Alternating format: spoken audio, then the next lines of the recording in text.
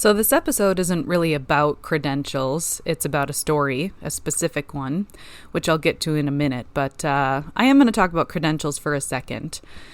This podcast isn't really about necessarily my professional qualifications, but I figured I would just give you a little bit more specific background information as I am kind of giving life advice. So, I thought it wouldn't hurt to just tell you a little bit more about what I know and why I know it. I do have a master's degree in education and a bachelor's degree in psychology, but I am by no means a professional psychologist, therapist, or sociologist. Probably my greatest quality, which is what I'm hoping to bring to this podcast, is that I read a lot of stuff by professionals. You know, neurosurgeons, psychologists, sociologists, former monks, and I tend to apply what I read. I also listen, right? Like I listen to a wide variety of professionals.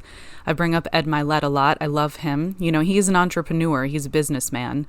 I'm not necessarily an entrepreneur, but I love his work. I love his advice. So although I'm not necessarily a professional psychologist, I do listen to them, and I'm pretty good at applying what I listen to. Imperfectly, but it's applied nonetheless.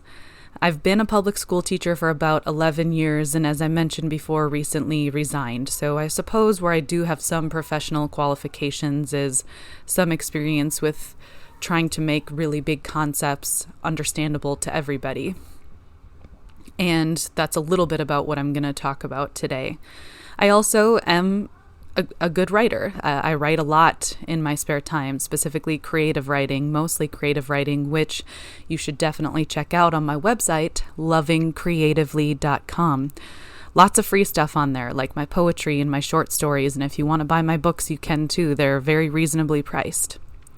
Now, that being said, in my first two episodes, I alluded to some general stories, right? Like I talked about some of the most shameful parts of my past in an effort to confront them and not be ashamed by them anymore. And so a quick recap of that one is, the general message is that it's important to feel guilty for the things that we've done that have hurt ourselves and people so that we can make a different choice that's better and healthier for us and those around us.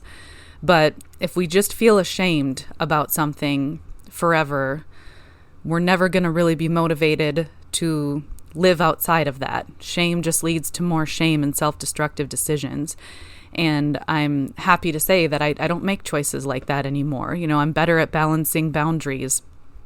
I am remarried and in a very healthy relationship where that's full of, you know, mutual respect. And I've learned, you know, from my mistakes and lived a different life. And although I wouldn't necessarily go back and do some of those things again because I saw how painful and destructive they were, I can look back on them now and be grateful for the lessons that I learned from them, because they were very powerful ones that helped me to make different choices. And that kind of leads to the theme of the story today. I figured it was a good time to get a little bit more specific with some of my experience. And this story, I'm going to call it the story of the closet, because I think sometimes closets are sort of downplayed, or they don't get the credit they deserve, right? Because, you know, when you're talking about coming out of the closet or skeletons in the closet, you know, sometimes those can have negative connotations, right? And that being said, I absolutely believe everybody should be safe, you know, coming out of the closet. And I wish that everybody could freely live the way that they want to live, and they should be able to. In terms of skeletons in the closet, I don't know. Like, if we want to refer back to the shame lesson, best to air things out if the time is right, but that's a whole other conversation. My point today is that closets can actually be pretty powerful, and I think it's okay to remain in them until it's safe to come out. And I'm not just talking about sexuality or gender identity. I'm not just talking about that. I'm talking about our identities in general and the things that we don't feel safe sharing with others. And to kind of make my point, I'm going to share a very specific story about time that I spent in a literal closet, pretty much a whole year and a half of my life. And it was actually incredibly amazing and transformational. So the story isn't that old. It's actually like this whole closet thing happened maybe, well, less than a year ago. I was still going there and began going to this closet maybe 2.5 years ago. And this closet specifically was located at the high school that I taught at. I don't know if I've shared this before, but I've always felt like a little bit of an outcast. And so if you are somebody who's ever felt misunderstood for what you believe in and what you create, or maybe just even who you are, maybe you have jokes that people don't really understand, this would be a good episode for you. But it's also for everyone, because there's some pretty specific advice for how to surround ourselves with those who support us. So the specific details of this closet, like I said, are that it was at this high school that I worked at. And throughout my teaching career, I've done some pretty powerful things. I've seen some amazing, incredible growth with students. I've watched them create beautiful poetry, motivating speeches, communities where they're, sitting in circles and discussing books, and some really beautiful growth has happened. But I personally have not felt super understood by many of my coworkers. I had situations, and it's kind of common, there's a lot of tension with teaching in general these days, but, I would have teachers who were in my classroom kind of assisting me, who oftentimes I could tell didn't necessarily want to be there, and I only have my perspective of the situation. I don't have theirs. I can't speak for them, so this is purely my perception.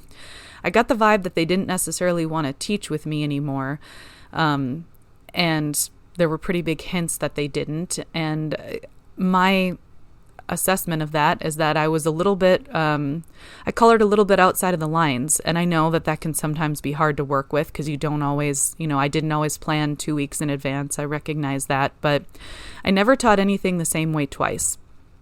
I would kind of create new lessons, based on what was going on in the world, based on what I felt sort of led to do. I've always been a really heart-based person. I kind of follow the call of my heart and what my students needed. But when you're someone, and it doesn't matter if it's teaching or, business, or any profession really, or anything that you're doing, if you're somebody who tries to do something different, there's a lot of rejection that can come with that. When you're doing something unfamiliar that just doesn't fit within the confines of what people expect, there's some judgment there. There's some discomfort. And in my experience, the large majority of folks don't want to go there. They want to stay in the place that they know. And if you are someone who stretches some of those boundaries, you are misunderstood. And in my case, I felt a lot of rejection.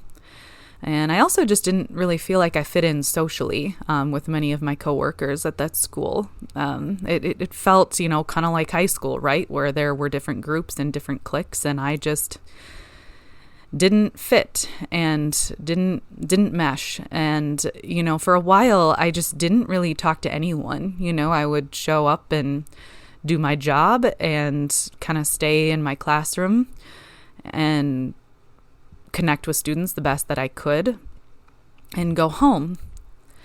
And I started to get pretty depressed about it. I had tried different committees and things like that to see if I could connect here or there, and nothing ever felt right. My values just didn't align with those I was working with.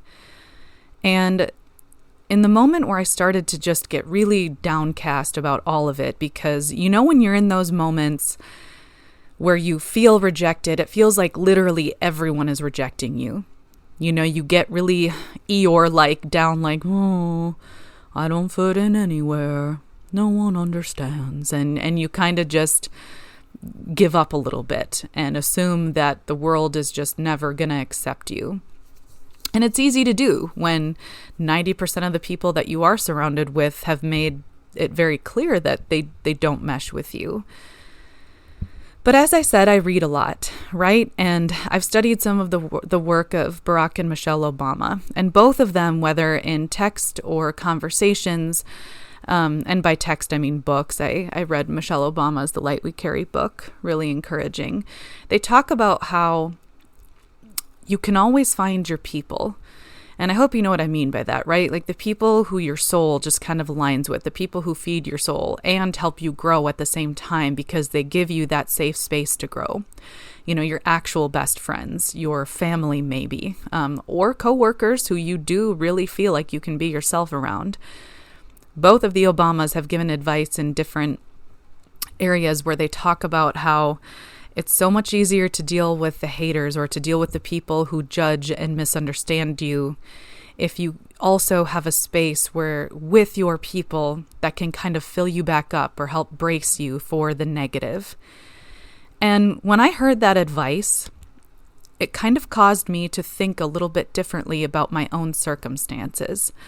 You know, I was still in the thick of this job. I had no intentions of leaving. I loved the work that I was doing with my students, and I was getting good results with my students and getting really good evaluations. And so, excuse me, sometimes when you talk a lot and you're trying really hard to just sound professional, your mouth just kind of fills with saliva. And so that's what happened, and I just choked on my own spit. So there's a professional image for you. Moving on. I knew that because I was getting good evaluations, you know, from my administrators while I was teaching, that I wasn't just this, you know, person in my head who thought I was super amazing and I wasn't. It's like, no, I was getting really good data-driven results from my students. So it wasn't in my head, you know, that things were going well. I was just a little bit misunderstood. So anyway, I was happy with the work that I was doing, and I had no intentions of leaving the school. And so I started to think, okay, who might my person be here? Is there somebody who I can find here? And, you know, people say you should keep your work and your personal life separate, but I disagree to an extent with that because we often spend more time with the people we work with than with our families. Think about how much time, especially in the country of the United States, we devote to our work. To have that much of your day, month, year be spent in a place where you feel like an outcast, that sucks. You've got to find somebody there. You got to find somebody who you do connect with on a personal level because you are still a person at work. And as much as you want to keep things professional, you're still human. You still need connection. And so I thought about it. And a lot of the meetings at my school were kind of dysfunctional. You know, there'd be some arguing or just some distraction. It's becoming a very common thing, I think, in meetings now for people to have their laptops open and not even be paying attention, doing other work, which that's a whole other conversation. I don't know where that cultural piece came from, but why are we even meeting if we're all just on our computers anyway? But the point is, there was some disconnection in general in those meetings. And I kind of I got to a point where I kept to myself, but when I started keeping to myself, I started to also notice other things. I started intentionally opening my eyes a little bit. And there was this woman, for privacy's sake, I'm going to make up a name for her and call her Diana. Her name is not Diana, but again, for privacy, I'm going to go with Diana. And she's probably old enough to be my mother. In fact, she is old enough to be my mother. And that's one of the things that I grew to love about her too, just having that connection with someone who was from a different generation. But I started to think about her, and I noticed that, you know, she would attend all of our meetings, and I didn't even know what she did at first because she wasn't a teacher, but she would be in all of our meetings. And finally, I just asked someone, you know, one day, who is that? What does she do? And I found out she was specifically like a reading coach, so sent to our building to help teachers with designing lessons that would improve, you know, reading comprehension and just overall classroom connection. And but you didn't necessarily have to work with her if you didn't want to, so I was never assigned to her. But she would be at all of our meetings, and, you know, although I didn't know her, I had always gotten a good vibe from her. I believe very much in that people have energy and we can feel that energy. I feel like there's some sort of scientific physics thing out there that supports that, but I could feel her energy, and she felt like light, right? She felt warm. She felt positive. And I noticed she wouldn't speak in meetings unless she really had something to say. And if she did say it, it was done very eloquently and respectfully. Basically, she was someone who listened more than she spoke. And that's likely going to be a wise person, because they're out to learn, they're out to observe, they're out to choose their words carefully. And so slowly over time, like many good friendships, I just started talking to her more and more, and I would make an effort to, whether it was staying late at a meeting and chatting with her. I think one of the biggest connecting points is that for whatever reason, I felt the need to tell her that about my wedding to my second husband, my current husband. We kind of eloped and did it really fast, and it was really cool and beautiful, but again, not something that I felt like I could share, because sometimes there can be mixed feelings about quick elopements. And but for whatever reason, I felt like I could tell her, and it was her enthusiasm over my wedding that made me feel like, oh, okay, you're not judging me for this. You accept this. Okay. So it was kind of just slowly seeing her reactions to the things that I would share. And those reactions were warm. She listened. She could find the joy in what I was saying. When you tell someone something, they might be quick to criticize, especially something like a wedding. Oh, well, you don't want to. Whatever I was saying, she would share in my joy, And to give you an example of that statement, she would say, about my wedding, she's like, Jenna, that just sounds really magical and really special. I'm glad you got to do it, intimately with just you guys. That's really beautiful. My wedding with my husband wasn't so different, And so she would sort of echo the joy that I felt, which is what I needed.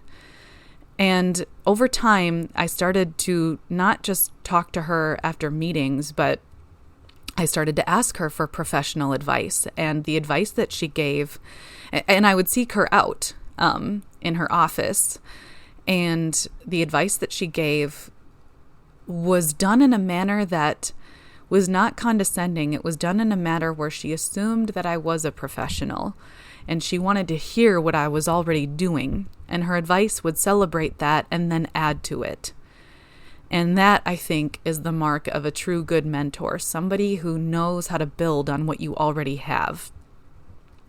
And more, I started to go and see her, and it would be this really beautiful balance of how things were going in my classroom, as well as just things in my personal life. And I used the word office, but truly it was a closet. In some ways, her position wasn't valued the way that it should have been, just like I felt like mine wasn't. And they put her in a literal closet for her office that she turned into this beautiful, warm, cozy space. It was meant to be a place to store books and things like that. And she had these cozy little lamps. She had beautiful art, and it wasn't cluttered. It was cozy. It felt like the corner of a home library or something.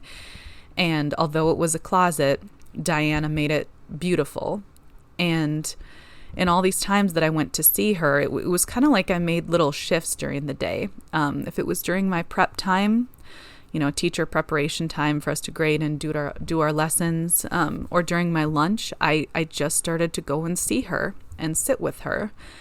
And in that little closet, I found such a powerful warmth and light that I could fill up on that and then take it with me back into the big and what felt like cold sort of school.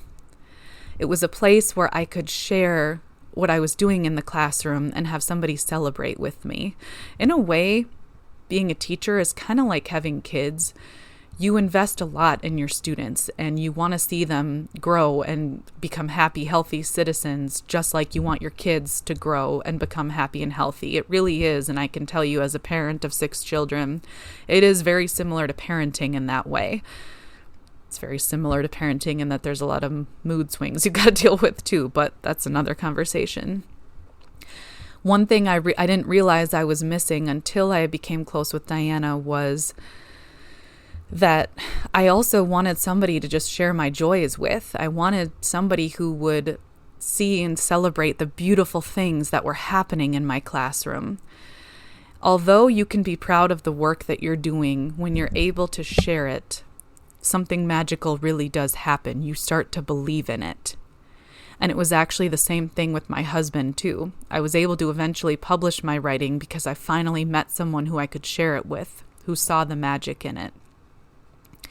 Diana isn't at the center of the school. She's not someone I would have necessarily noticed right away. But I felt her energy, and she sort of drew me towards her, and she became my best friend and very much a mentor in that place. For 2.5 years, I would go to this closet, sit in a chair, and just chat with her. And it really did then grow deeper and deeper.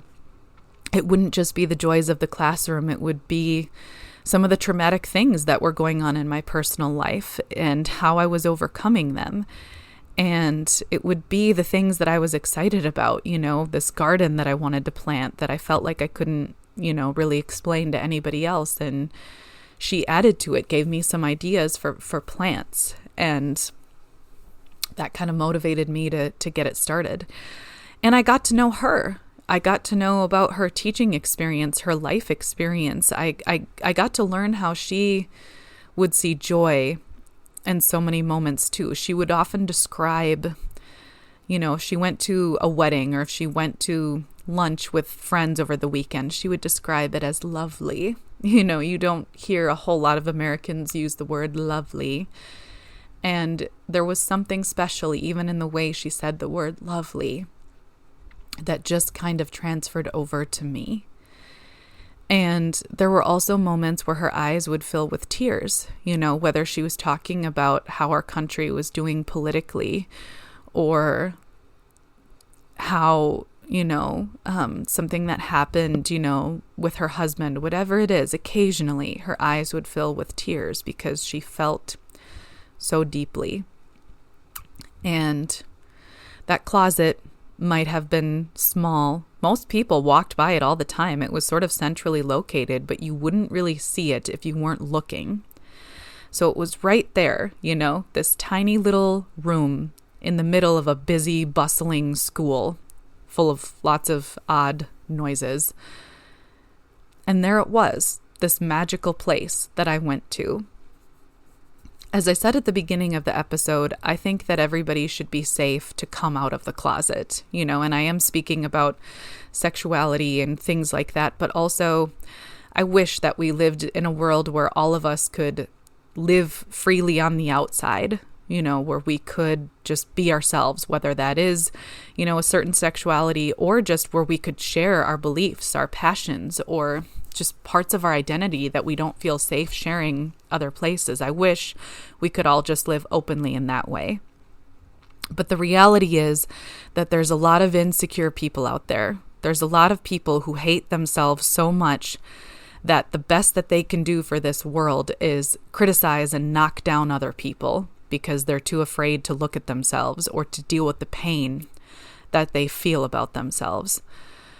Unfortunately, that is the reality of the world that we live in. And so I want to share that I think closets can be beautiful places. And I want to share that I think it's okay to be who we are just in the closet if we don't feel safe putting all of that energy outside of us yet. If we know that, because I think we know if you share your sexuality or your ideas or, some part of you, if you share it with someone who's not ready to embrace it or open to embracing it, it feels awful, right? And you often feel drained after doing that because you put all this energy into presenting something precious to you and you got rejected or dismissed or maybe, hopefully not, but in some cases made fun of or mocked. That feels really shitty. That feels awful, and you feel like you just wasted something. You feel like you just wasted your energy. You almost maybe even want to feel like you have to change because you don't fit. And you didn't waste your energy. You don't need to change, but it can feel like that. When you put your energy out there, it is up to you. It's not like they took something from you, but it does get exhausting over time, feeling like you're putting energy into somebody who's just not ready to receive it or to reciprocate that vulnerability back to you. And so I think closets can be a good thing until the world is ready to accept all of us. And when it comes to closets, That's also sort of just this metaphor for encouraging you to find your people. That even if you feel like you're in a sea of monsters, or a sea of people who just won't see you, there's somebody there. Maybe it's not somebody who you noticed right away, but there is somebody there. And my advice to figure out who that is to just take those small steps. Think about who's in the room with you. Think about who you walk by. Is there somebody who you've noticed and kind of wanted to talk to, but you never have before? Is there somebody who you've always gotten a good vibe from and maybe, wanted to talk to more? Maybe you've heard them say some things in meetings that resonate with you and you've wanted to make a connection, but you just haven't yet. I encourage you to just start with the small steps of talking to them for a couple minutes, asking them what their favorite food is. I don't know. Some of those questions can be kind of fun to answer. And, if you feel so bold as to just walk up to them and say, what's your favorite food? They might think that's kind of weird, but I don't know, maybe not. Or there's always the simple referring to something they said, just walking up to them after and saying, hey, thank you for what you said in there. I really appreciate it. Often gratitude can lead to deeper conversations. So maybe I take back my food thing. The only reason I brought that up is because sometimes it's fun to ask people questions that they don't typically get to answer and to see what they say. So if the moment's right, go for it. But to my point on gratitude, people respond really well to gratitude, and thanking them for something that they said might also encourage them to open up a little bit more to some of the beliefs that sort of fed that comment. And it is possible that, there are some environments that simply are not good for you, where it's like, what? Actually, there really is no one here. This system is too toxic, too broken. I need to walk away. That's okay too.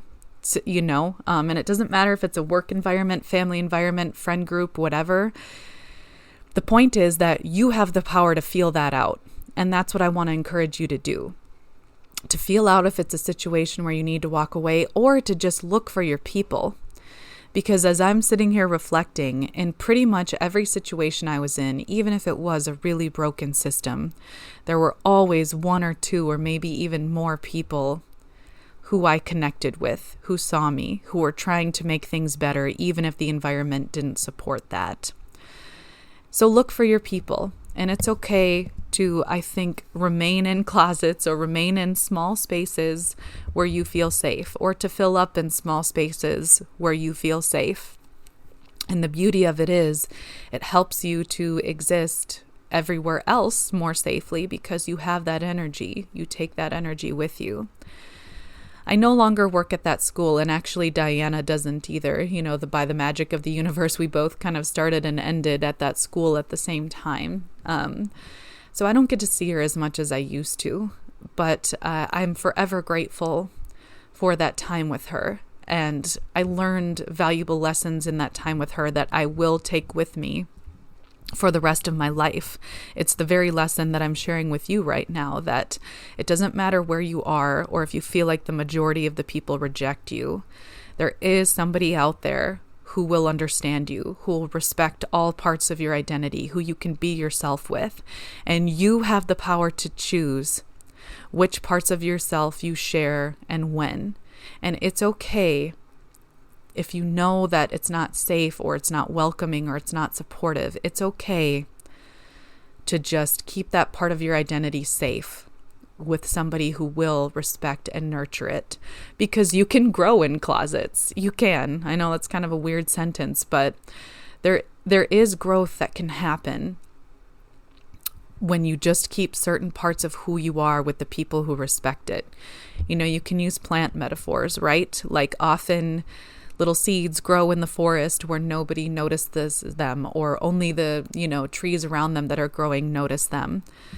And they grow really big and tall and beautiful and add life-giving value to this earth. So there's lots of ways that you can look at this, and closets aren't so bad. I will forever cherish the closet that I used to go visit Diana inside, that cozy, warm space that enabled me to soak up light and bring that light into the rest of my world. Thank you for your time today. I am so grateful for you.